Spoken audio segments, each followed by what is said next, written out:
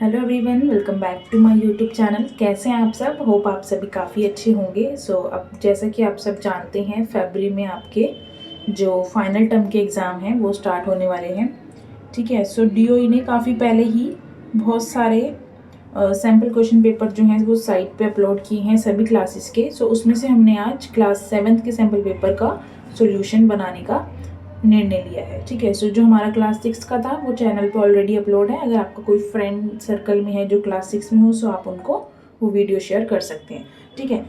मैं आपसे ये कहूँगी कि इस वीडियो को एंड तक देखें ताकि आपको सभी क्वेश्चंस के जो आंसर इजीली क्लियर हो जाए। मैंने इस एक वीडियो में इस सैम्पल क्वेश्चन पेपर का कंप्लीट सोल्यूशन आपको प्रोवाइड करूँगी।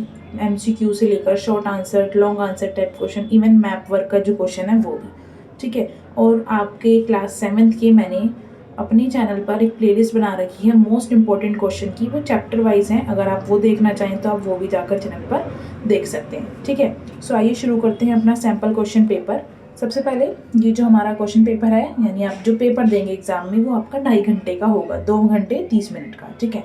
और जो ये आपका क्वेश्चन पेपर है ये अधिकतम 60 मार्क्स का रहने वाला है।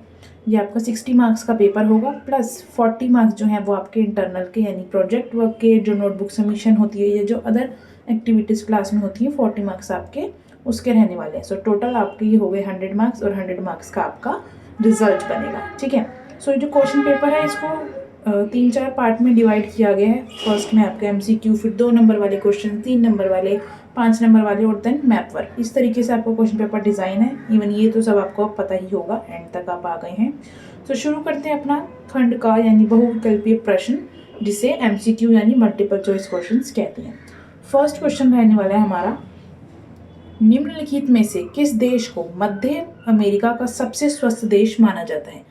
यानी आपको ये बताना है कि इन चारों में से किस देश को मध्य अमेरिका का सबसे स्वस्थ देश माना जाता है। हमारा आंसर रहने वाला है ऑप्शन नंबर बी, कोस्टारिका को मध्य अमेरिका का सबसे स्वस्थ देश माना जाता है।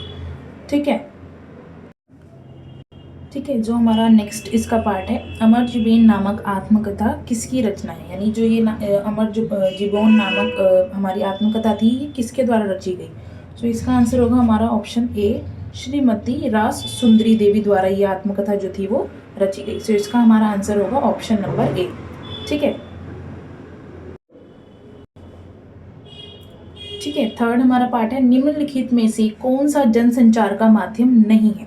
सबसे पहले आपको ये बात अपने दिमाग में रखनी है कि आपको जो क्वेश्चन है वो सही से पढ़ना है। कि इस क्वेश्चन में आपसे देखिए पूछा है कि कौन सा जनसंचार का माध्यम नहीं है। अब बच्चे से भी ये पढ़ लेते हैं कौन सा जनसंचार का माध्यम है।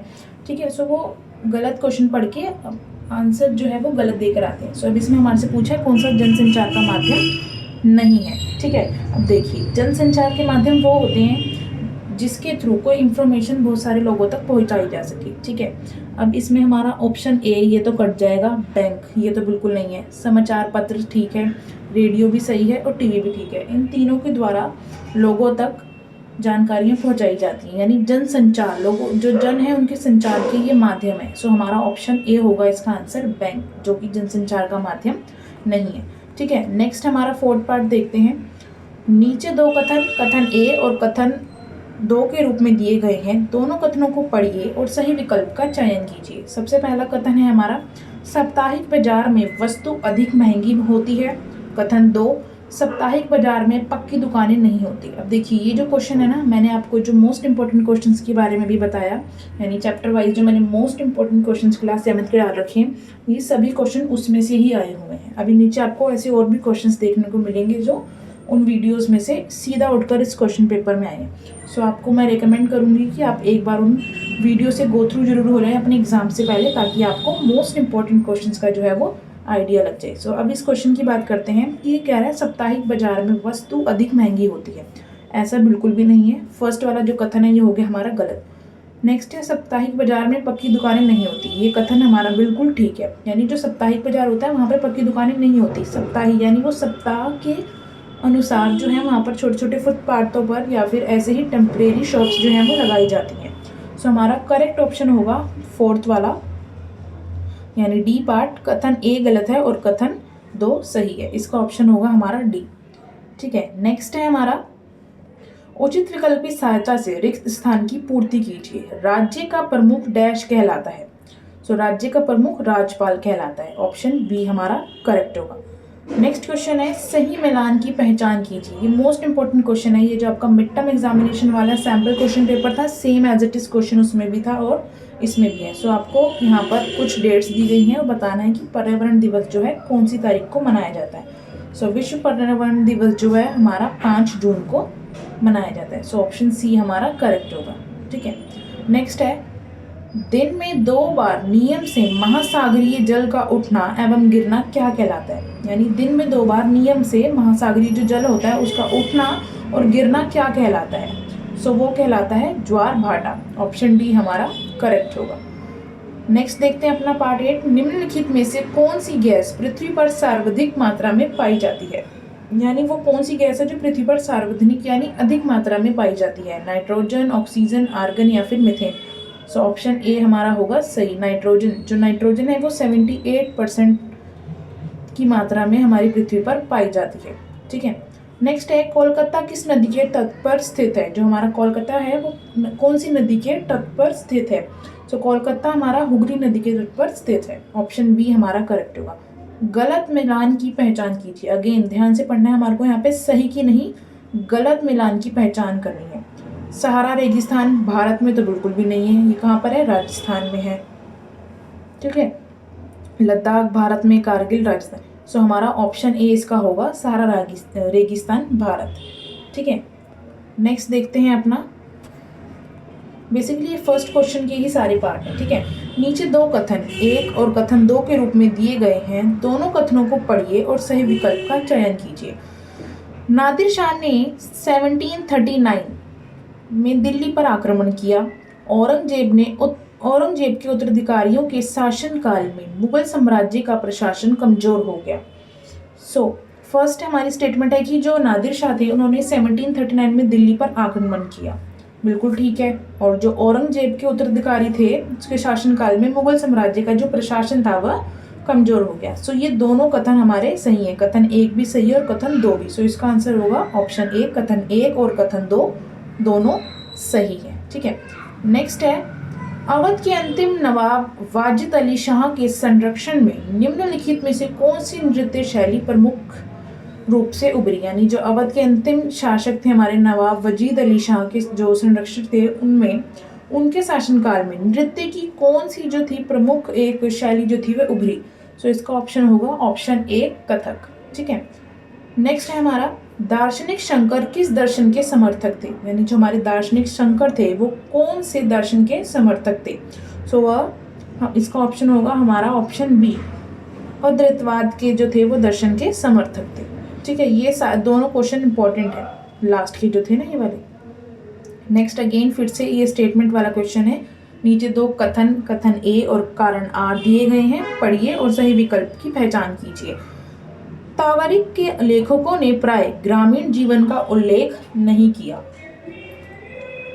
तावरीक लेखक नगरों में रहते थे। यानी जो हमारे तावरीक के लेखक थे उन्होंने प्राय ग्रामीण जीवन का उल्लेख नहीं किया, बिल्कुल ठीक है। नेक्स्ट है हमारे तावरीक के जो लेखक थे वो नगरों में रहते थे, ये भी बिल्कुल ठीक है। सो इसका करेक्ट ऑप्शन आंसर होगा हमारा अधिकतन ए एवं कारण आर दोनों सही है, एवं जो कारण आर है वो ए की सही व्याख्या करता है। ठीक है, नेक्स्ट इसका लास्ट पार्ट का आंसर देखते हैं। निम्नलिखित में से कौन अहोम सेना का सेनापति था। यहाँ पर आपको ये 4 नाम दिए गए हैं, इसमें से आपको बताना है कि इन दोनों में से कौन अहोम सेना का सेनापति था।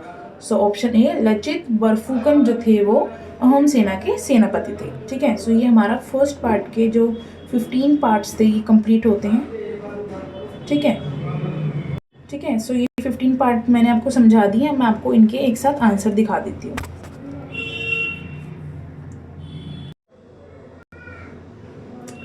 ठीक है, सो ये हैंड रिटन मैंने सारे लिख दिए हैं।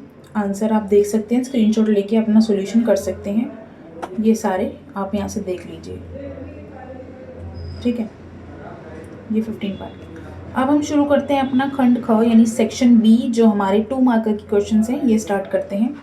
अति लघु उत्तरीय प्रश्न। सबसे पहला सेकंड क्वेश्चन है हमारा, ये आपका 2 नंबर का रहने वाला है। अब मैं आपको बताऊंगी कि आप आंसर राइटिंग जो है ना बिल्कुल अच्छे से लिख कर आएँ पेपर में, कोशिश करें तो अपने आंसर जो हैं वो पॉइंट्स में लिखने की कोशिश करें, ठीक है? बिकॉज़ पॉइंट में अगर आप आंसर लिखते हैं सो जो एग्ज़ामिनर होता है वो उसको चेकिंग करने में बहुत मुश्किल का सामना नहीं करना पड़ता, बहुत आसानी से वो चेक कर सकते हैं। और कोई भी क्वेश्चन जैसे 3 या 4 या 5 नंबर का कोई क्वेश्चन है, सो उसमें जैसे आपसे पूछा है कि जनसंचार माध्यम के आय के 3 स्रोत बताएँ। सो उसमें सबसे पहले आप ऐसे लाइन लिखें कि जनसंचार माध्यम के आय के 3 स्रोत निम्नलिखित हैं। उसके बाद आप अपने पॉइंट्स लिखने स्टार्ट करें, ठीक है? इस तरीके से आप अपनी आंसर राइटिंग करें तो आप काफ़ी अच्छा स्कोर कर सकते हैं अपने पेपर में। सेकंड क्वेश्चन है, किन्हीं 2 उदाहरणों की सहायता से घरेलू कार्य के महत्व को स्पष्ट कीजिए। यानी आपको जो घरेलू कार्य यानी जो घर के काम होते हैं उनके महत्व को बताना है, ठीक है? सो किन्हीं 2 उदाहरणों की सहायता से घरेलू कार्य के महत्व निम्नलिखित हैं। पहला, ये लाइन आप लिखिए, काफ़ी अच्छी लगेगी, प्रेजेंटेबल लगेगी, ठीक है? घरेलू कार्य जैसे खाना बनाना और सफाई परिवार के स्वास्थ्य और स्वच्छता को बनाए रखना। यानी जितने भी घरेलू कार्य होते हैं उसमें से जैसे खाना बनाना, सफाई और परिवार के स्वास्थ्य का ध्यान रखना, स्वच्छता का ध्यान रखना, सो इन्हीं सभी कार्यों की वजह से जो घरेलू कार्य हैं उनका महत्व बढ़ता है। बच्चों की देखभाल और बुजुर्गों की सेवा से परिवार का संतुलन और सुख बना रहता है, ठीक है? सो ये घरेलू कार्य के महत्व थे कि जिससे जो परिवार के बुजुर्ग हैं, बच्चे हैं, उनकी स्वास्थ्य का संतुलन बना रहता है और स्वच्छता बनी रहती है, ठीक है? नेक्स्ट देखते हैं हमारा थर्ड क्वेश्चन। अब यहाँ पे आपको जो थर्ड क्वेश्चन है उसमें आपके 2 पार्ट दे रखे हैं, पार्ट ए एंड बी। इसमें से आपको एग्जाम में एक ही करना है, बट आपको एज अ प्रैक्टिस के तौर पे मैं आपको दोनों को सोल्यूशन देने वाली हूँ, ठीक है? सो फर्स्ट ए पार्ट देखते हैं। राजपूत राजाओं ने किस प्रकार अपने साम्राज्य का विस्तार किया। यानी जो राजपूत जो राजा थे उन्होंने किस प्रकार से अपने साम्राज्य का विस्तार किया, यानी किस प्रकार से उसको बढ़ाया। सो देखते हैं इसका आंसर क्या रहने वाला है। सो राजपूत राजाओं ने युद्धों और विजयों के माध्यम से तथा समानताओं को, जो उनकी समानताएं थी उनको अधीन करके अपने साम्राज्य का विस्तार किया। सो अगेन आप इसमें भी ऐसी लाइन लिख सकते हैं कि राजपूत राजाओं द्वारा निम्नलिखित तरीके से अपने जो साम्राज्य था उसका विस्तार किया गया। सो ये इसका आंसर रहने वाला है कि राजपूत राजाओं ने युद्धों और विजयों के माध्यम से तथा समानताओं के अधीन करके अपने साम्राज्य का विस्तार किया। नेक्स्ट इसका बी पार्ट है। चोल मंदिरों के साथ कौन सी गतिविधियां जुड़ी हुई थी। जो चोल मंदिर थे उनके साथ किस प्रकार की गतिविधियां जुड़ी हुई थी, ठीक है? सो जो बी पार्ट का आंसर है, चोल मंदिर धार्मिक केंद्र होने के साथ साथ शिक्षा, नृत्य, संगीत और प्रशासनिक गतिविधियों के भी केंद्र थे। यानी जो चोल मंदिर थे वो धार्मिक केंद्र तो थे ही, लेकिन उसके साथ साथ वो शिक्षा, नृत्य और संगीत के प्रशासनिक गतिविधियों के केंद्र भी थे। तो इसी के साथ जो हमारा थर्ड क्वेश्चन है उसका ए और बी पार्ट कंप्लीट होता है। नेक्स्ट हमारा फोर्थ क्वेश्चन है। इसमें भी 2 पार्ट दे रखे हैं, आपको एग्जाम में एक ही करना है, ठीक है? फोर्थ का ए पार्ट है, स्वास्थ्य में सरकार की भूमिका का वर्णन कीजिए। ये क्वेश्चन भी मैंने जो मोस्ट इंपोर्टेंट क्वेश्चंस कराए थे उसमें था, और आप देख सकते हैं जाके, काफ़ी सारे क्वेश्चंस हैं। अब मेरे को ऐसे याद नहीं है, बट जो मुझे याद है मैं आपको बता रही हूँ। स्वास्थ्य में सरकार की भूमिका जो है उसका आपको वर्णन करना है, यानी जो स्वास्थ्य है, हेल्थ है, उसको लेकर हमारी सरकार की क्या भूमिका है, सो वो बताना है। तो 2 नंबर का क्वेश्चन है, सो आप इसमें 2-3 पॉइंट लिख सकते हैं, आपको इजीली नंबर मिल जाएंगे। सो फोर्थ का ए पार्ट, सरकार द्वारा सरकारी अस्पतालों की स्थापना कराई जाती है। यानी स्वास्थ्य में सरकार की ये भूमिका है कि सरकारी अस्पतालों की स्थापना कराई जाती है, जिससे जो गरीब, जो पिछड़े वर्ग के लोग हैं उनकी जो स्वास्थ्य सुविधा है वो किसी भी तरीके से वंचित ना रह जाए। सेकंड, टीकाकरण कार्यक्रम चलाती है। जैसे कोई बहुत बड़ी बीमारी फैल जाती है जो व्यापक स्तर पर फैलने लगती है, तो उसके लिए टीकाकरण कार्यक्रम चलाती है। थर्ड, लोगों को सस्ती स्वास्थ्य सुविधाएं उपलब्ध कराती है। जो गरीब लोग होते हैं उनको सस्ती स्वास्थ्य सुविधाएं उपलब्ध कराती है। ये है सरकार की स्वास्थ्य में भूमिका। ये क्वेश्चन इंपॉर्टेंट है, आपका आ सकता है पेपर में। सेकंड बी पार्ट है हमारा इसका, सार्वजनिक स्वास्थ्य प्रणाली की किन्हीं 2 विशेषताओं का उल्लेख कीजिए। सार्वजनिक स्वास्थ्य प्रणाली, सार्वजनिक यानी कि जो सबके लिए होती है। सो यह सभी नागरिकों को सस्ती स्वास्थ्य सेवाएं प्रदान करती है। जो सार्वजनिक स्वास्थ्य प्रणाली होती है सभी नागरिकों को स्वस्थ स्वास्थ्य सेवाएं प्रदान करती है। इसमें सरकारी अस्पताल और स्वास्थ्य केंद्र शामिल होते हैं, ठीक है? नेक्स्ट क्वेश्चन है हमारा फिफ्थ क्वेश्चन, पर्यायवास की व्याख्या कीजिए। पर्यायवास, अब कुछ बच्चे ना कंफ्यूज होते हैं इसमें पर्यायवास और पर्यावरण में। सो पर्यायवाच जो है उसको आप इंग्लिश में याद कर सकते हैं, इसको हैबिटेट कहा जाता है इंग्लिश में, ठीक है। सो जो पर्यावरण होता है उसको इन्वायरमेंट और पर्यायवाच को हैबिटेट कहा जाता है। सो इसमें आपको इसकी डेफिनेशन और कुछ एक दो एग्जांपल्स आप चाहें तो लिख सकते हैं, और वरना सिर्फ डेफिनेशंस भी लिख सकते हैं। पर्यायवाच वह प्राकृतिक स्थान या वातावरण है जो जहाँ कोई जीव रहता है और जहाँ से उसे भोजन, पानी, आश्रय तथा सुरक्षा मिलती है। यानी पर्यायवाच वह प्राकृतिक स्थान है या वातावरण है जहाँ पर कोई जीव रहता है और जहाँ उसे भोजन, पानी, आश्रय तथा सुरक्षा मिलती है। जैसे कि पेड़ के ऊपर चिड़िया वगैरह या फिर कौवे वगैरह का जो घोंसला होता है जहाँ पर वो रहते हैं, वहाँ पर अपना खाना पानी लाकर इकट्ठा करते हैं। बेसिकली वो उनका पर्यायवाच है जहाँ पर वो रहते हैं, आराम करते हैं, और जो उनका एक सुरक्षित प्लेस है रहने का, ठीक है। सो हर जीव का आवास उसकी आवश्यकताओं के अनुसार अलग अलग होता है।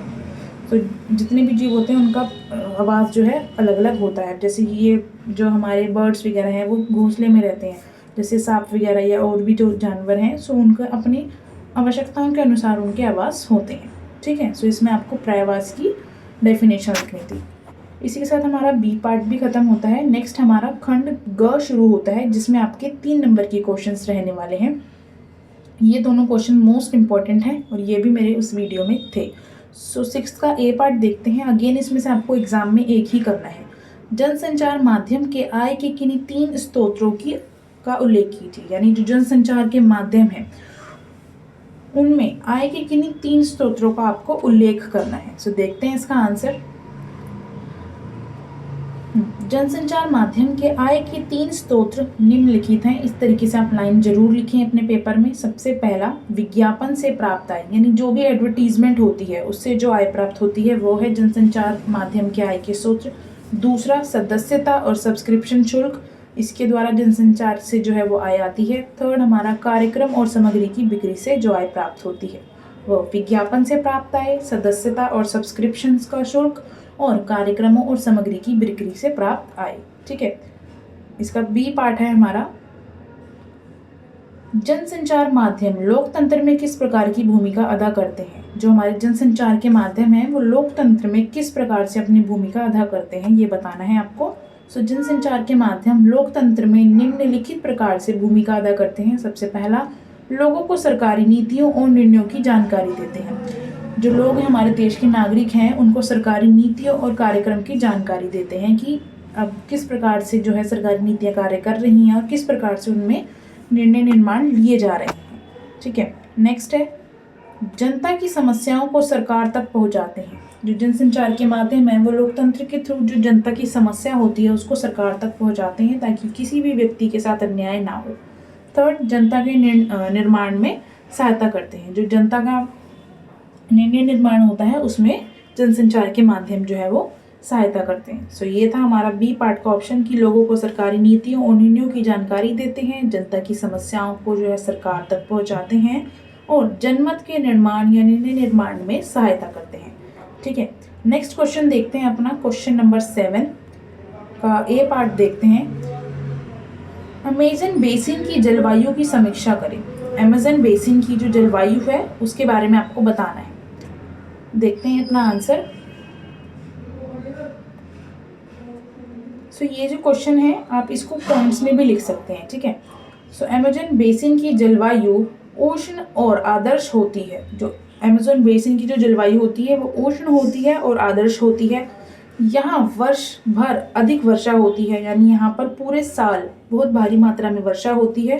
तापमान अधिक रहता है और मौसम में बहुत कम परिवर्तन होता है। यहाँ पर जो तापमान है वो बहुत अधिक रहता है और मौसम में बहुत कम परिवर्तन होता है।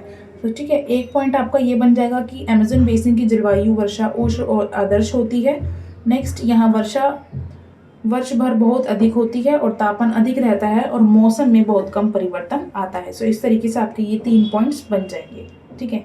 नेक्स्ट हमारा है B part, Ganga Brahmaputra basin की जलवायु की समीक्षा कीजिए। जो गंगा ब्रह्मपुत्र की बेसिन है उसकी जलवायु की आपको समीक्षा करनी है यहाँ पर। सो इस क्षेत्र की जलवायु मानसूनी होती है, ठीक है। फर्स्ट पॉइंट की जो इस क्षेत्र की जलवायु है वो मानसूनी होती है। गर्मियों में अधिक वर्षा और सर्दियों में ठंड पड़ती है। गर्मियों में यहाँ पर अधिक वर्षा यानी ज़्यादा बारिश होती है और सर्दियों में यहाँ पर बहुत ज़्यादा ठंड पड़ती है। दूसरा पॉइंट। तीसरा पॉइंट, यह कृषि के लिए अनुकूल जलवायु पाई जाती है, यानी यहाँ पर कृषि के लिए बेसिकली जो एग्रीकल्चर है या खेती की जाती है उसके लिए एक अनुकूल जलवायु पाई जाती है। ठीक है, सो ये 3 पॉइंट हमारे हो गए। नेक्स्ट क्वेश्चन देखते हैं अपना खंड घ, यहाँ से हमारा स्टार्ट होता है 5 नंबर की क्वेश्चंस। ठीक है, फर्स्ट 8 का फर्स्ट पार्ट देखेंगे। सिख साम्राज्य के प्रभावों का वर्णन कीजिए। जो हमारा सिख साम्राज्य था, सिखिज्म था, जो उसका जो साम्राज्य था उसके क्या क्या प्रभाव थे आपको उनके बारे में बताना है। सो देखते हैं अपना आंसर। ये आपका 5 नंबर का क्वेश्चन रहने वाला है। सो आप इसको अच्छे से लिख कर आए पेपर में ताकि आपका एक भी नंबर ना कटे। तो सिख साम्राज्य के प्रभावों का वर्णन निम्नलिखित है। सबसे पहला, उत्तर पश्चिम भारत में स्थिर शासन स्थापित हुआ, यानी जो सिख थे उनका उत्तर पश्चिम भारत में एक स्थिर शासन स्थापित हुआ था। सेकंड, कृषि और व्यापार को बढ़ावा मिला। थर्ड है हमारा, सैन्य शक्ति मजबूत हुई। धार्मिक सहगुणता को बढ़ावा मिला और प्रशासन जो था वो व्यवस्थित हुआ, यानी जो उत्तर पश्चिम भारत है वहाँ पर उनका एक स्थिर शासन स्थापित हुआ। First point. सेकंड, जो कृषि और व्यापार है उसको बढ़ावा मिला, सैन्य शक्तियाँ मजबूत होने लगी, धार्मिक सहगुणता और जो उनका जो धर्म था उसको बढ़ावा मिला और प्रशासन जो था वो व्यवस्थित तरीके से काम करने लगा। सो सिख साम्राज्य के ये प्रभाव थे। ठीक है, नेक्स्ट है इसका बी पार्ट देख लेते हैं अपना। सो बी पार्ट है हमारा, मराठा साम्राज्य के प्रभावों का वर्णन कीजिए। जो मराठा साम्राज्य थे उसके क्या प्रभाव थे, वर्णन आपको करना है। सो आपके पेपर में सिख या मराठा में से एक का वर्णन करना आपको आएगा ही। सो ये दोनों क्वेश्चन आप अच्छे से लर्न करके जाएं। ठीक है, देखते हैं अपना आंसर। मराठा साम्राज्य के प्रभावों का वर्णन निम्नलिखित है। मुगल साम्राज्य की शक्ति कमजोर हुई, यानी जब मराठाओं ने अपना साम्राज्य था जब वो स्थापित किया तो उससे प्रभाव क्या पड़ा, जो मुगल साम्राज्य थे उनकी शक्तियां कमजोर होने लगी। ठीक है, प्रशासनिक व्यवस्था विकसित हुई, यानी जो प्रशासन की व्यवस्था थी वो और ज़्यादा विकसित होने लगी। कर प्रणाली को सुदृढ़ किया गया, यानी जो कर की प्रणाली थी उसको एक व्यवस्थित तरीके से यानी बिल्कुल ऑर्गेनाइज तरीके से उसको सुदृढ़ किया गया। मराठी संस्कृति का प्रचार हुआ। ऑब्वियसली अब जिस साम्राज्य का प्रभाव चल रहा है सो उसकी संस्कृति भी प्रचार में आएगी। सो मराठी संस्कृति का प्रसार हुआ और क्षेत्रीय शक्तियों का उदय हुआ, यानी जो क्षेत्र के अंतर्गत शक्तियां थी उनका भी उदय हुआ। तो यह थे हमारे मराठा साम्राज्य के कुछ प्रभाव। ठीक है, ये सारे क्वेश्चन आपके एनसीईआरटी से बनाए गए। अगर आपने अपनी एनसीईआरटी अच्छे से रीड की है ना सो आपको इन क्वेश्चन में कोई दिक्कत आएगी ही नहीं। इसलिए कहते हैं कि आप अपनी एनसीईआरटी को अच्छे से घोल के पी जाएं ताकि आप किसी भी क्वेश्चन को इजीली अटेम्प्ट कर पाएं। ठीक है, नेक्स्ट क्वेश्चन है 9th क्वेश्चन। पृथ्वी की स्थल मंडलीय प्लेटों की विभिन्न गतियों की व्याख्या कीजिए, यानी जो पृथ्वी की स्थल मंडलीय प्लेटें हैं उनकी जो विभिन्न गतियां हैं उनकी आपको व्याख्या करनी है। देखते हैं अपना आंसर। पृथ्वी की स्थल मंडलीय प्लेटों की विभिन्न गतियों की व्याख्या निम्नलिखित है। सबसे पहला, सम्मिलन गति जिससे प्लेटें टकराती हैं। नेक्स्ट है अपसारी गति जिससे प्लेटें दूर हो जाती हैं। थर्ड है स्थानांतरण गति जिससे प्लेटें खिसकती हैं। सम्मिलित गति में प्लेटें टकराती हैं। ठीक है, अपसारी गति में प्लेटें दूर हो जाती हैं और स्थानांतरण गति में जो प्लेटें हैं वो खिसकती हैं। ठीक है, सो इन गतियों से भूकंप, ज्वालामुखी और पर्वत बनते हैं। तो ये जो गतिविधि है इनसे भूकंप आते हैं, ज्वालामुखी फटते हैं और जो पर्वत है उनमें खिसकाव होता है। सो ये सब चीज़ें जो हैं वो इनके द्वारा ही होती हैं। ठीक है, अब इसी के साथ हमारा खंड ड शुरू होता है यहाँ से। ठीक है, यहाँ पे जाके देखते हैं अपना सैम्पल क्वेश्चन पेपर में हमारा खंड ड शुरू होता है। केस स्टडी आधारित प्रश्न, ये आपके 4 नंबर के क्वेश्चंस रहने वाले हैं। सो आपकी जो 3 बुक है ना, सिविक, ज्योग्राफी एंड हिस्ट्री, सो उसी में से कुछ पैराग्राफ्स आपके आएंगे और उसमें से आपको उसके आंसर्स देने होंगे। जो बैकग्राउंड में नॉइस आ रही है प्लीज़ इसको अवॉइड करें, बिकॉज कुछ काम चल रहा है उस वजह से ये आवाज़ आ रही है। अब कुछ कर नहीं सकते इसमें, सो सॉरी फॉर दैट। ठीक है, क्वेश्चन 10 देखते हैं। निम्नलिखित अनुच्छेद को पढ़कर पूछे गए प्रश्नों के उत्तर दीजिए। सबसे पहले आपको ये अनुच्छेद बिल्कुल अच्छे से पढ़ना है अपने एग्जाम में, 1 बार 2 बार 3 बार अच्छे से पढ़ें तो आपको सारे आंसर इसी में ही मिल जाएंगे। तो शुरू करते हैं अपना क्वेश्चन नंबर 10। शासन ने संविधान द्वारा मान्य किए गए समानता के अधिकार को दो तरह से लागू किया गया। यानी जो शासन था उसने संविधान के द्वारा मनाए गए जो समानता के अधिकार थे उसको दो तरीके से लागू किया गया।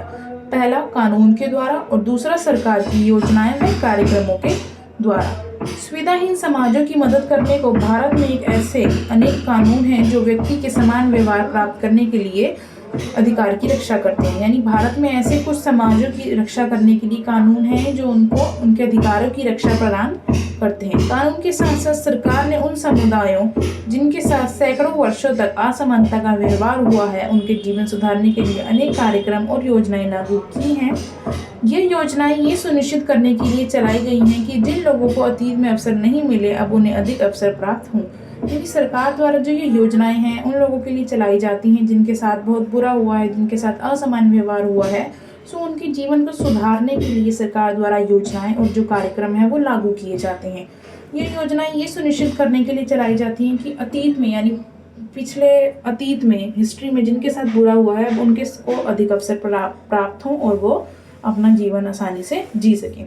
सो ये बेसिकली ये पैराग्राफ था हमारा। अब हमारे को इससे रिलेटेड क्वेश्चंस दिए हैं और आपको उनके आंसर करने हैं। फर्स्ट 10.1 का हमारा क्वेश्चन नंबर 1 जो है समानता का अधिकार हमारे लिए क्यों आवश्यक है। देखते हैं अपना आंसर।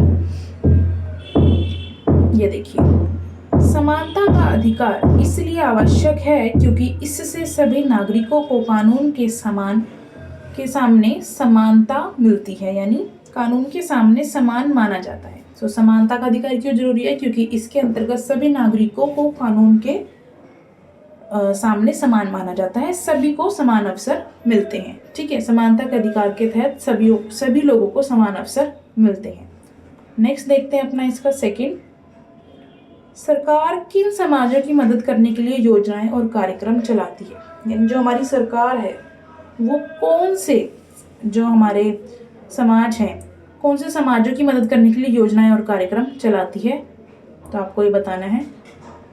सरकार गरीबों, महिलाओं, अनुसूचित जाति, अनुसूचित जनजाति, पिछड़े वर्गों और अल्पसंख्यक समुदायों की मदद करने के लिए योजना और कार्यक्रम चलाती है। यानी जो सरकार है वो गरीब लोगों की, महिलाओं की और अनुसूचित जाति जनजाति जैसे कि SC ST होते हैं, जो OBC पिछड़े वर्ग के लोग होते हैं, इन सभी की मदद करने के लिए योजनाएं और कार्यक्रम जो है वो चलाती है। ठीक है, ठीक है। अब इसका थर्ड पार्ट देख लेते हैं। सरकार द्वारा चलाई जा रही योजनाएं अवसरों की समानता सुनिश्चित करने में कैसे मदद करती हैं। यानी जो सरकार है उनके द्वारा चलाई जा रही जो योजनाएं हैं वो किस प्रकार से अवसरों की समानता सुनिश्चित करने में मदद करती हैं। ठीक है, उदाहरण सहित समझाएं। देखते हैं इसका आंसर।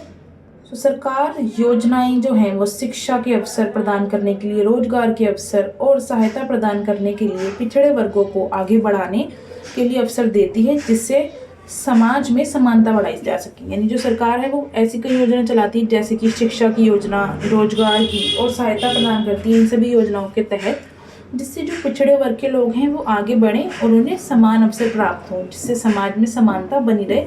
यानी कोई भी हमारे समाज का ऐसा व्यक्ति ना हो जो अपने आप को पिछड़ा हुआ, असहयोग्य या असहायतापूर्ण या बेरोजगार महसूस करे। सो इसलिए सरकार जो है ये सभी अवसर चलाती है। ठीक है, जिससे सभी लोग जो हैं समाज के समान अपने आप को एकदम समान समझे। नेक्स्ट देखते हैं अपना क्वेश्चन 11।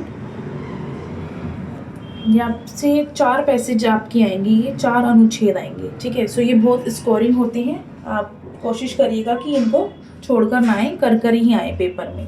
ठीक है, सो देखते हैं अपना 11th क्वेश्चन। दादन व्यवस्था में व्यापारी बुनकरों को बहुत कम पैसा देते हैं। दादन व्यवस्था यहाँ पर मोस्ट इम्पॉर्टेंट है आपकी। तो दादन व्यवस्था क्या है? जिसमें व्यापारी बुनकरों को बहुत कम पैसा देते हैं। व्यापारियों के ऊपर निर्भरता को कम करने और बुनकरों की आमदनी बढ़ाने के लिए सहकारी व्यवस्था एक साधन है। यानी जो व्यापारियों के ऊपर जो हमारे बुनकरों की निर्भरता है उनको कम करने के लिए सहकारी व्यवस्था एक साधन है।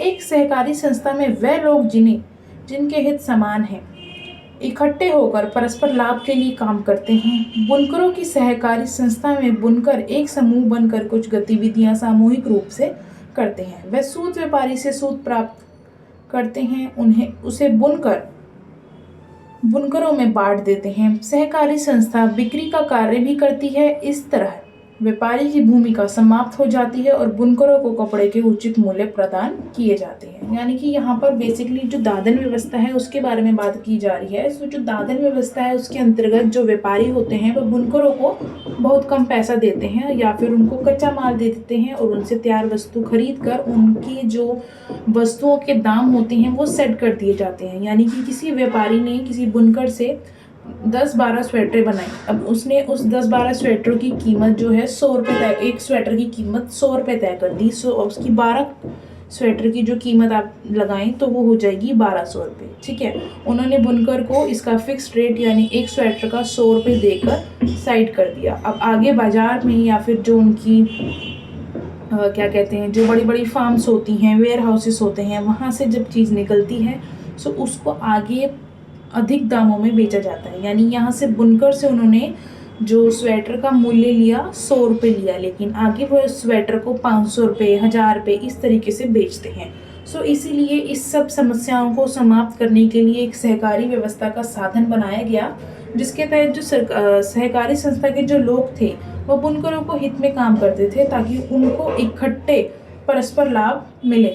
ठीक है, सो जो बुनकर थे वे सहकारी जो संस्था थी उनके अंतर्गत आ गए एवं जो सहकारी संस्था के लोग थे वह उनको बुनकरों को उनकी जो वस्तुएं होती थी वे बाजार तक ले जाने में मदद करते थे और उनको कपड़ों की या फिर जो भी उनकी चीज़ होती थी उनके उचित मूल्य प्राप्त करवाते थे। ठीक है, सो ये था हमारा दादन व्यवस्था के बारे में। अब इसी से रिलेटेड आपको नीचे ये 3 क्वेश्चंस दे रखे हैं, इनके आंसर देने हैं। ठीक है, आई होप आपको अच्छे से समझ आ गई होगी।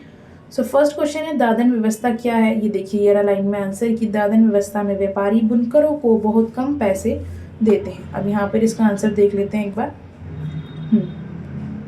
दादन व्यवस्था में व्यापारी बुनकरों को बहुत कम पैसे देते हैं। ओके, नेक्स्ट, और व्यापारी बुनकरों को कच्चा माल और पैसे उधार देते हैं। यानी जो व्यापारी होते हैं वो बुनकरों को कच्चा माल और कुछ पैसे उधार देते हैं और उनसे तय कीमत पर कपड़ा बनवा लेते हैं। जैसे कि मैंने आपको बताया कि उनको 12 स्वेटर बनानी है तो 100 रुपये देकर उनको साइड कर दिए जाते हैं, यानी तय कीमत पर उनसे इस तरीके से कपड़े बनवा लिए जाते हैं। सो ये थी हमारी दादन व्यवस्था। इसका नेक्स्ट हमारा क्वेश्चन है बुनकरों का व्यापारियों के ऊपर से निर्भरता को कम करने में सहायक किसी एक व्यवस्था का नाम बताइए। यानी जो बुनकर थी उनके व्यापारियों पर जो निर्भरता थी उसको कम करने के लिए कौन सी व्यवस्था थी उसका नाम बताना है आपको। सो अभी हमने पढ़ा वो कौन सी थी, हमारी सहकारी व्यवस्था एक साधन थी। ठीक है, ये देखिए यहाँ पर सहकारी संस्था। ठीक है, नेक्स्ट थर्ड देखते हैं, इसका थर्ड पार्ट, सहकारी संस्था बुनकरों की आय बढ़ाने में किस प्रकार मदद करती थी। ये भी इम्पोर्टेंट है और ये रहा इसका आंसर यहीं पे नीचे की लाइंस में, बट मैंने जो लिखा है मैं आपको दिखा देती हूँ। सहकारी संस्था बुनकरों को कच्चा माल, ऋण और उचित दाम दिलाती थी। यानी जो सहकारी संस्था होती थी वो बुनकरों को कच्चा माल, कच्चे माल के ऋण के उचित दाम दिलवाती थी। वह सीधे बाजार में अपना माल बेच पाते थे जिससे उनकी आय बढ़ती थी। यानी वो उनको अच्छे दाम में, पहले तो कच्चा माल, ऋण के जो दाम होते थे, ब्याज की दर, वो अच्छे दाम पर दिलवा देती थी और वह सीधे ही बाजार में अपनी वस्तुएं बेचकर उनसे अधिक आय कमा सकते थे। ठीक है, सो इस तरीके से सहकारी संस्था जो है बुनकरों की आय बढ़ाने में मददकारी थी। ठीक है, नेक्स्ट है हमारा अनुच्छेद, पढ़ते हैं। वास्तव में आग की तरह लाल द्रवित मैग्मा ही लावा है जो पृथ्वी के आंतरिक भाग से निकलकर सतह पर आता है। जब द्रवित लावा पृथ्वी की सतह पर आता है यह तेजी से ठंडा होकर ठोस बन जाता है। परपटी पर इस प्रकार से बने शैल की ब्रभेदी आरोग्य शैल को ब्रभेदी आरोग्य शैल कहते हैं। इसकी रचना संरचना बहुत महीन दानों वाली होती है। उदाहरण के लिए बेलसाट दक्कन पठार के बेलसाट शैलों से बना है। द्रवित मैग्मा कभी कभी भूपर्पटीय के अंदर गहराई से भी ठंडा हो जाता है। इस प्रकार बने शैलों के अंतर्भेदीय आरोग्य शैली कहते हैं। धीरे धीरे ठंडा होने के कारण यह बड़े दानों के रूप ले लेता है। ग्रेनाइट ऐसी ही शैली का उदाहरण है। लेई मसाले तथा दानों का चूर्ण बनने के लिए जिन घृष्ण पत्थरों का प्रयोग होता है वे ग्रेनाइट के बनते हैं। बेसिकली यहाँ पे आपको लावा के बारे में बताया गया है, जिसको लाल द्रवित मैग्मा होता है उसको लावा कहते हैं, और किस तरीके से जो है ये लावा जब पिघलता है या पृथ्वी की सतह पर आ जाता है तो जम जाता है, ठंडा होकर ठोस बन जाता है। इसी के अंतर्गत आपको फिर ये दो प्रणालियाँ बताई गई हैं, एक भ्रभेदी आग्नेय शैली प्रणाली और एक दूसरी प्रणाली जो आपको इसमें बताई गई है। ठीक है, सो इसी से रिलेटेड आपके नीचे क्वेश्चंस दिए गए हैं, आपको वो करने हैं। देखते हैं अपने क्वेश्चंस। लावा किसे कहते हैं? देखते हैं आंसर इसका।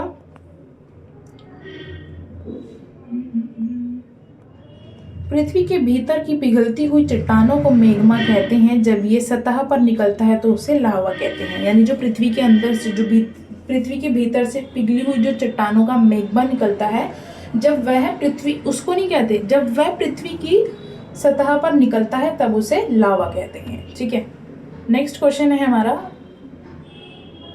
दक्कन पठार किस प्रकार की शैलों से बना होता है? यानी जो दक्कन का पठार है वो किस प्रकार की शैलों से बना है, ये बताना है हमारे को। सो दक्कन पठार बेसाल्ट आरग्यन शैली से बना है। ठीक है, ये भी आपका पैराग्राफ में ही था। नेक्स्ट देखते हैं इसका थर्ड क्वेश्चन, गृहभेदी और अंतर्भेदी आरग्य शैलों में क्या अंतर है, उदाहरण सहित बताइए। जो दो शैलें हैं इनमें आपको डिफरेंस बताना है। ठीक है, तो दोनों का एक एक पॉइंट और एक एग्जाम्पल लिख सकते हैं। अंतर आरग्य शैल जो होती है वो पृथ्वी के अंदर ठंडी होती है, इसका एक उदाहरण है हमारा ग्रेनाइट। और ब्रह्म अग्नि शैल जो होती है हमारी वो पृथ्वी की सतह पर होती हैं, और इसका उदाहरण है हमारा बेसाल्ट। ठीक है, सो ये हमारा अंतर है कि ये पृथ्वी के अंदर ठंडी होती है और ये पृथ्वी की सतह पर होती है। इसका उदाहरण है ग्रेनाइट और बेसाल्ट। नेक्स्ट देखते हैं अपना 13 क्वेश्चन, हमारा लास्ट पैसेज वाला क्वेश्चन जो है, अकबर के शासनकाल में इन जागीरों का सावधानी पूर्वक आंकलन किया जाता था ताकि इनका राजस्व मनसबदार के वेतन के लगभग बराबर हो। औरंगजेब के शासनकाल तक पहुँचते पहुँचते स्थिति बदल गई। अब प्राप्त राजस्व मनसबदार के वेतन से बहुत कम था। यानी जो अकबर के जो शासनकाल थे उसमें इन जहांगीरों को सावधानी पूर्वक उनका आंकलन किया जाता था ताकि जो उनका जो राजस्व है वो मनसबदार के वेतन के लगभग बराबर हो। लेकिन जो औरंगजेब थे उनका जब शासनकाल तक पहुँचते पहुँचते जो थी वो स्थिति बदल गई। उसमें अब राजस्व जो था वो मनसबदार के वेतन से बहुत कम था। ठीक है, मनसबदार की संख्या में भी अत्यधिक वृद्धि हुई। जो मनसबदार थे उनकी संख्या में भी काफ़ी ज़्यादा वृद्धि हुई, जिसके कारण उन्हें जागीर मिलने से पहले एक लंबा इंतजार करना पड़ता था। जब उनकी संख्याओं में वृद्धि हो गई तो अब जिसके कारण उनको जो जागीर मिलती थी उसको पाने में भी उनको एक लंबा इंतजार करना पड़ता था। इन सभी कारणों से जागीरों की संख्या में कमी हो गई। सो ये जो हमने पढ़ी ऊपर सिचुएशन, इन सभी कारणों से जागीरों की जो संख्या थी उसमें कमी आ गई। फलस्वरूप कई जागीरदार जागीर रहने पर ये कोशिश करते थे कि वे जितना राजस्व वसूल कर सके कर ले। यानी जब वे जागीर रहते थे वो ये कोशिश करते थे कि जितना राजस्व वे वसूल कर सकते हैं उतना कर लें। अपने शासनकाल के अंतिम वर्षों में औरंगजेब इन परिवर्तनों पर नियंत्रित नहीं रख पाया। यानी जब औरंगजेब का शासनकाल था तब वह इन सभी जो कारण थे इन पर अपना नियंत्रण नहीं रख पाया, जो परिवर्तन थे उन पर अपना नियंत्रण नहीं रख पाया। इस कारण किसानों को अत्यधिक मुश्किलों का सामना करना पड़ा। एट द एंड जितनी भी मुश्किलें थी वो किसको सामना करना पड़ा, किसानों को इन सभी मुश्किलों का सामना करना पड़ा। सो अब इनके जो क्वेश्चन हैं इनके आंसर देखते हैं क्या होंगे। अकबर के शासनकाल में जागीरों का आकलन क्यों किया जाता था? ठीक है, तो अकबरों के जो शासनकाल था उसमें जागीरों का शासनकाल इसलिए किया जाता था ताकि राजस्व व्यवस्था को सुधारने और कर सही ढंग से वसूलने के लिए जहांगीरों का आंकलन किया जाता था, ताकि जो राजस्व की व्यवस्था है वो सुधर जाए और कर को जो है सही ढंग से वसूल किया जाए। इसीलिए जो जहांगीर होते थे उनका आंकलन किया जाता था। ठीक है, नेक्स्ट हमारा इसका सेकंड देखते हैं क्वेश्चन क्या है। सेकंड क्वेश्चन है, औरंगजेब के समय मनसबदारों को जागीर मिलने में देरी की क्या कारण थे? यानी जब औरंगजेब का शासनकाल था तो मनसबदारों को जागीर जो थी वो देरी से क्यों मिलती थी, उसका क्या कारण था?